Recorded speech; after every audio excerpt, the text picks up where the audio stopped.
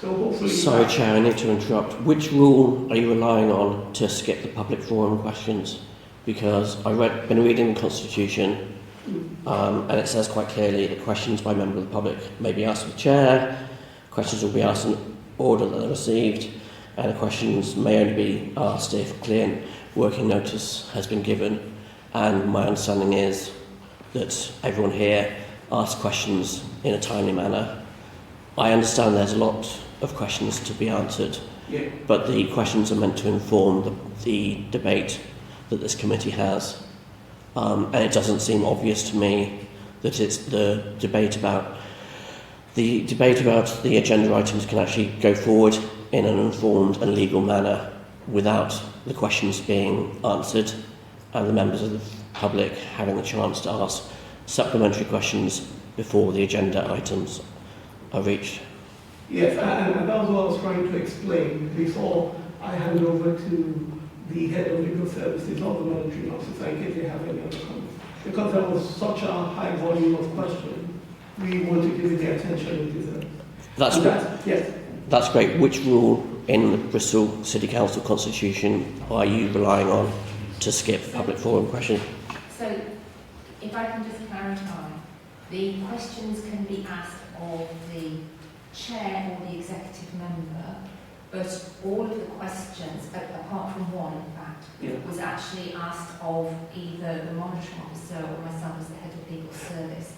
So the chair has referred those questions to the monitoring officer and myself to respond to. So that's not accurate. My questions were explicitly to the committee, or some of them were. Well, so it was... Which rule are you relying on to avoid public forum questions? Yes. So would you give her a moment to respond as best as she can, and then we will then proceed with the meeting. Nancy, please finish. And then... The questions are not questions that the chair would have been able to answer because they're directed to the monitoring officer ultimately. So I think or to the head of legal services. It's not a question that the committee are refusing to answer the questions.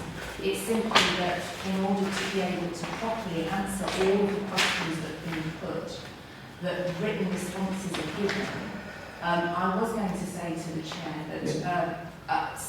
that one of the people who submitted questions, I don't think it's present today, has said yes, they understand why that decision's been taken, but would it be possible for, once written responses have been received, for written supplementary questions to be put?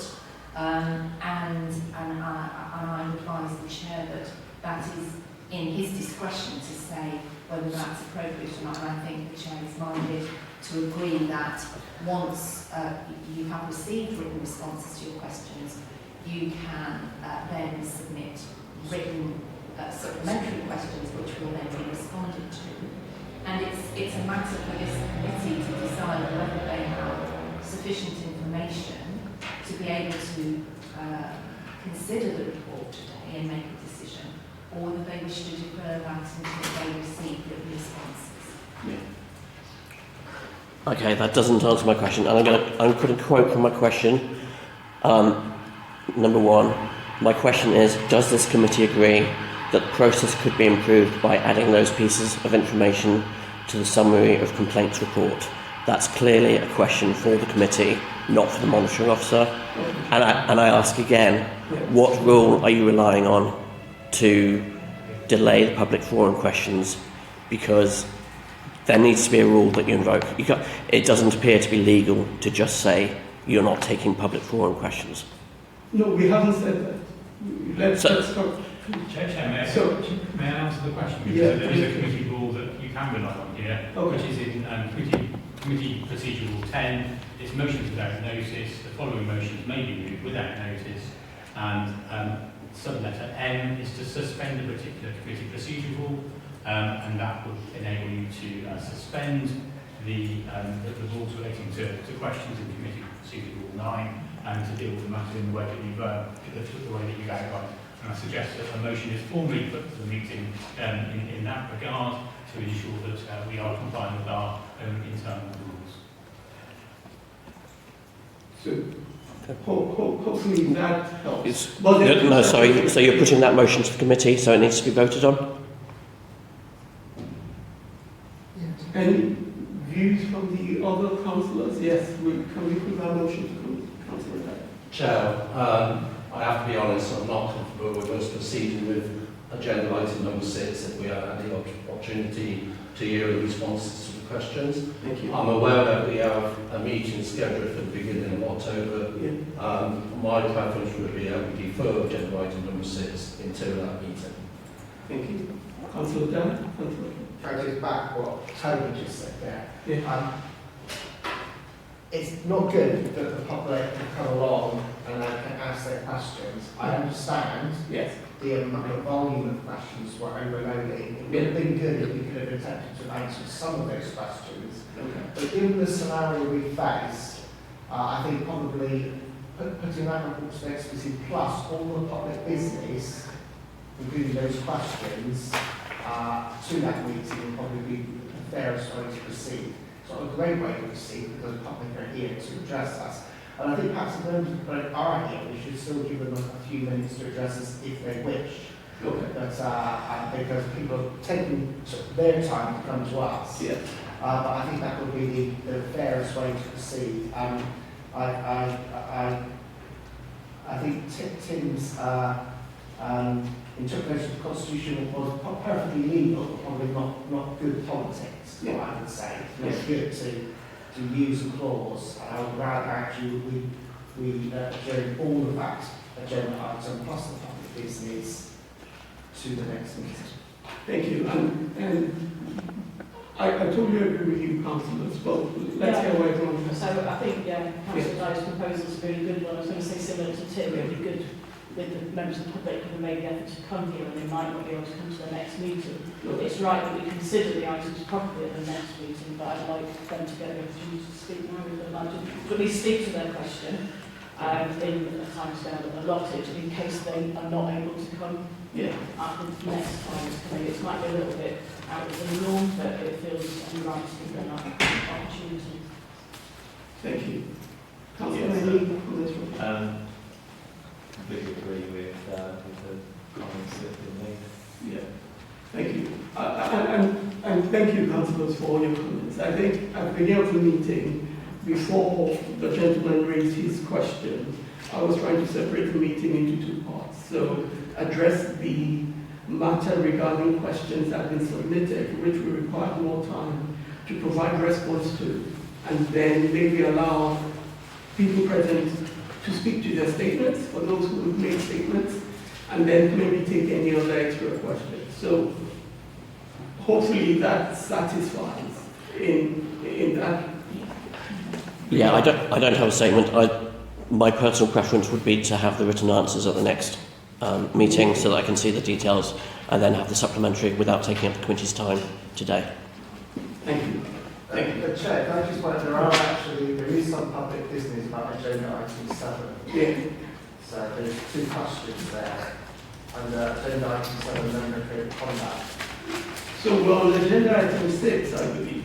Yes, there are questions, not just for item 6, there are questions on 7 as well. Okay, and those will be provided as part of your response, wouldn't it? Yes. But we're still on agenda item 6. I think that's... Chair, I think the point that Nancy and Tim are making is that we are in a similar situation with agenda item 7 as we are with agenda item 6. Where questions to be asked and members of the public have not been provided with written responses. Yeah. I understand the difficulties and there were a lot of questions coming in, but we do have to be seen to be... We are elected on behalf of members of the public, and part of that is in order to respond. And all through monitoring officer is completely correct in the technicalities. We also there was also a perception that I was being seen to be fair. We have said a limit for when questions have to be in by. Yeah. As far as I understand, there are no limits on the number of questions that can be answered by any one individual, unlike some other committees. And as far as I'm aware, all the questions were submitted in time. Yeah. So I don't think if I'm completely bluntly and honest about this, I don't think we can proceed with any of the agenda items on this meeting because both 6 and 7 are affected by the questions. Okay. Agenda item number 8 we may be able to proceed with. But it may well be that 6 and 7 will have to be referred to the next meeting. Altogether, questions and statements is what you're suggesting. Yes, I think members of the public being asked to make statements or ask questions to items that we're not then going to review is probably unfair on the members of the public.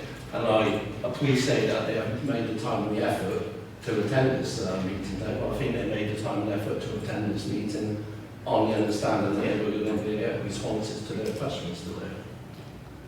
Okay.